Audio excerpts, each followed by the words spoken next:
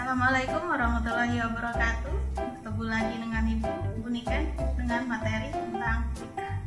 Hai anak-anak, bagaimana kabarnya? Bagaimana BDR kalian di rumah? Apakah lancar? Nah, sering gak sih anak-anak merasakan saat mau belajar ataupun melakukan goals apapun yang ingin dicapai sulit banget untuk memulainya?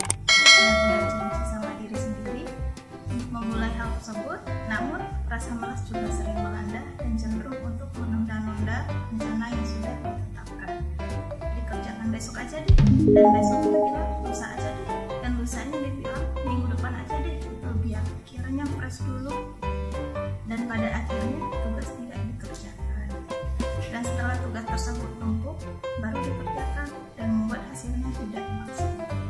Ada yang tanya kemarin, bagaimana sih cara untuk biar nggak malas belajar gitu, untuk memulai sesuatu rasanya untuk sulit. Itu rasanya bagaimana sih cara mengatasi rasa malas gitu. Nah, sekarang akan kita bahas bagaimana cara mengatasi rasa malas.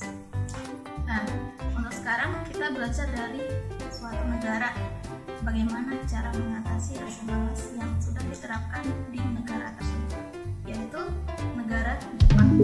Seperti yang kita ketahui, orang Jepang memiliki etos kerja yang baik dan disiplin. Kok bisa ya? Karena mereka sudah membiasakan hal tersebut dari kecil. Orang Jepang sudah terbiasa hingga dewasa. Orang Jepang menerapkan sebuah metode yang disebut dengan Kaizen.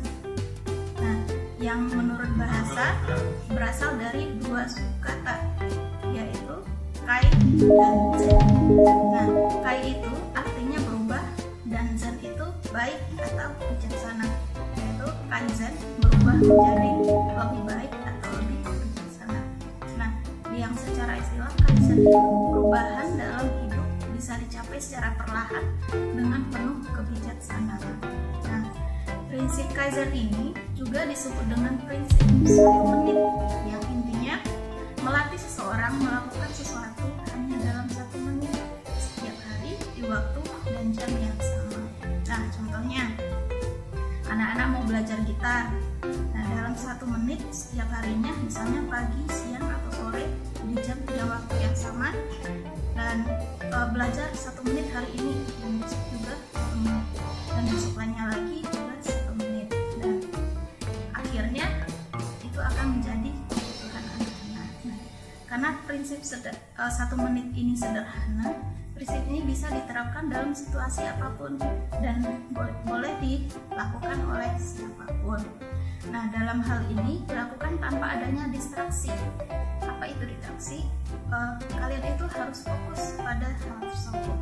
Prinsip 1 menit ini juga melatih untuk bertanggung jawab. Karena jika tuntas melakukan hal yang 1 menit akan menjadikan perasaan yang lebih baik.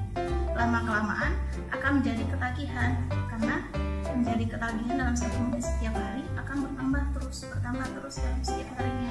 Hari ini mungkin 1 menit, hari kedua 1 menit, hari ketiganya mungkin 3 menit, dan hari berikutnya 10 menit, dan mungkin bahkan berjam-jam, dan sudah menjadi kebiasaan. Nah, lama-kelamaan kebiasaan akan menjadi kebutuhan, seperti halnya kita sholat 5 waktu yang dilakukan secara terus-menerus. Misalnya kita sholat subuh nih,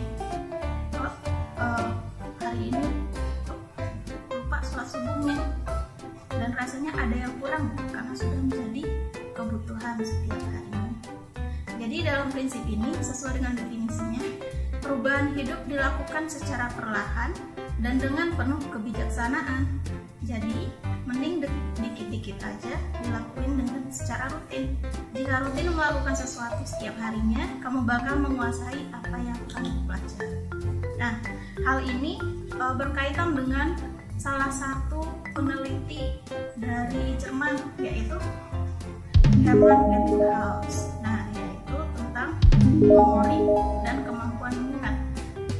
Penelitian beliau mengatakan kemampuan mengingat seseorang akan menurun drastis kalau cuma dalam informasinya seabrek-abrek sekali, dan kalau tidak pernah direview atau diulang lagi informasinya. Nah, tetapi ada pengecualian dalam hal ini. apabila materi yang dipelajari secara rutin bukan cuma bikin lebih ngerti, tapi informasi yang disimpan ke otak akan nempel banget. Jadi nggak hilang informasinya yang dipelajari karena masuk pada long term memory kita. Jadi prinsip Kaizen ini sejalan dengan apa yang ditemukan atau yang diteliti oleh Ebbinghaus tadi. Ketika kita mengulang suatu hal secara tidak sadar, itu akan jadi habit atau kebiasaan yang masuk ke dalam long time memory kita. Dan kalian akan menjadi master dalam hal tersebut. Dan prinsipnya ini dilakukan oleh siapapun dan dalam situasi apapun.